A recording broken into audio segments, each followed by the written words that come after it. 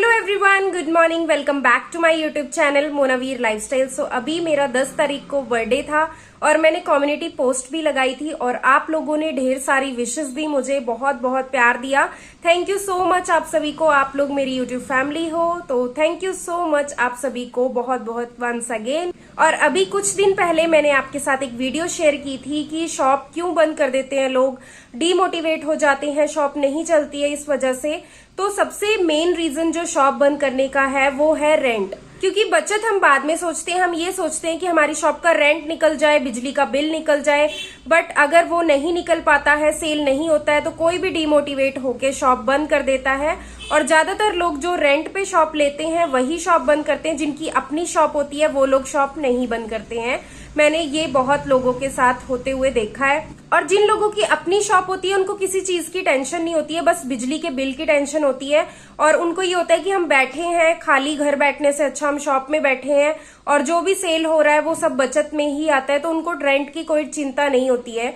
But अगर किसी की रेंट की शॉप है और शॉप चलती ही नहीं है और रेंट निकालना पड़ता है और कोई इन्वेस्टमेंट एक्स्ट्रा नहीं कर पाते हैं और उसके बाद बहुत ज्यादा डिमोटिवेट हो जाते हैं, क्योंकि सारा पैसा रेंट निकालने में ही चला जाता है। जो भी सेल होता है ना तो बचत हो पाती है ना इन्वेस्टमेंट हो पाती है। तो ये सबसे बड़ा इशू है, रेंट का इशू।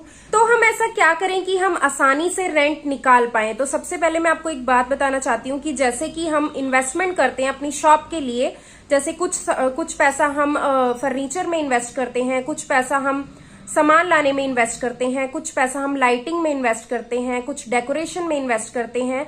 तो उसी तरह से आपको रेंट के लिए भी पहले से ही इन्वेस्टमेंट करना पड़ेगा। पहले के 6 महीने का जो रेंट है वो आपको साइड में अपनी इन्वेस्टमेंट में से रखना होगा, ताकि आपको कोई भी प्रॉब्लम ना आए आगे 6 महीने तक।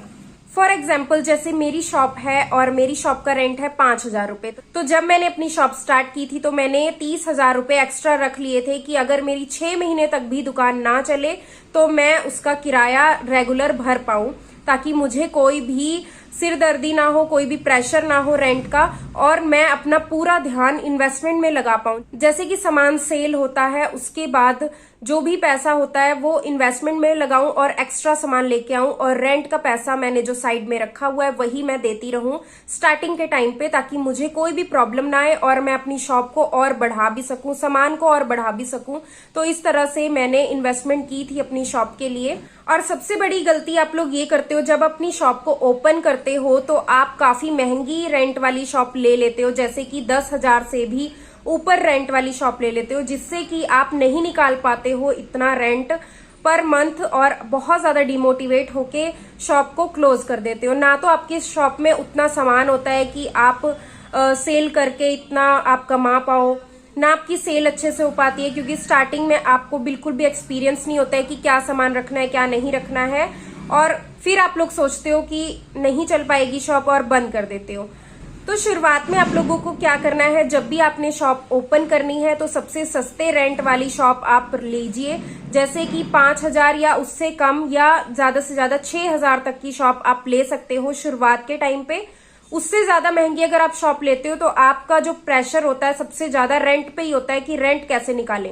उसके बाद आ जाता है बिजली का बिल। बिजली के बिल की और टेंशन हो जाती है कि ये भी निकालना है ये भी निकालना है, क्योंकि जो कॉस्मेटिक का शॉप है उसमें लाइटिंग बहुत ज्यादा जरूरी है। जितनी ज्यादा लाइटिंग होगी उतनी ज्यादा आपकी दुकान में चमक आएगी, और इसके लिए आप लोग काफी ज्यादा इन्वेस्टमेंट लाइटिंग पे भी करते हो और बिल भी फिर ज्यादा आता है, तो वो आप नहीं भर पाते हो। उसकी वजह से आपको फिर टेंशन हो जाती है और शॉप बंद ही करने का आप लोग सोच लेते हो।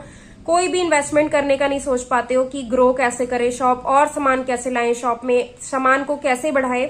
तो यही रीजन होता है मेन कि आपका सारा पैसा रेंट में ही लग जाता है। सो मेरे बहुत सारे सब्सक्राइबर हैं जिनकी रेंट की ही शॉप है, बहुत कम ऐसे सब्सक्राइबर हैं जिनकी अपनी शॉप है। तो आप लोग इन सब चीजों का ध्यान जरूर रखें अपनी शॉप को। जो लोग ओपन करने के बारे में सोच रहे हैं ये सब चीजें जरूर फॉलो करना, उसके बाद ही आप अब शॉप ओपन करना। और जिन लोगों ने शॉप बहुत ज्यादा रेंट वाली ले रखी है पहले से ही, कोशिश करो कि कम रेंट वाली शॉप देखिए, चाहे वो छोटी भी हो, छोटी सी शॉप हो, उसमें भी बहुत सारा सामान भरा जा सकता है। जैसे कि सदर बाजार में मैंने आपको वीडियोस दिखाई थी, इतनी छोटी छोटी दुकानों में इतना सामान लेके बैठे हैं। तो छोटी छोटी दुकानों में भी काफी सारा सामान रखा जा सकता है, बस आपको तरीका आना चाहिए रखने का। और आप ऐसी शॉप ही चूज कीजिए जिसमें रेंट कम हो, तभी आपकी शॉप ग्रो हो पाएगी आके। नहीं तो आपका सारा जो पैसा है वो रेंट में ही निकलता रहेगा, आप ग्रो नहीं कर पाएंगे अपनी शॉप को। तो आई होप आपको ये सुझाव मेरा पसंद आया होगा। अगर ये वीडियो अच्छी लगी हो तो प्लीज लाइक जरूर कर देना, और चैनल पर नए हो तो प्लीज सब्सक्राइब करके जाना। और कमेंट सेक्शन में आप कुछ भी पूछ सकते हो, मैं सभी का रिप्लाई करती हूँ ऑलमोस्ट। और आज की वीडियो में बस इतना ही, मिलते हैं आपसे नेक्स्ट वीडियो में, तब तक के लिए बाय एवरीवन।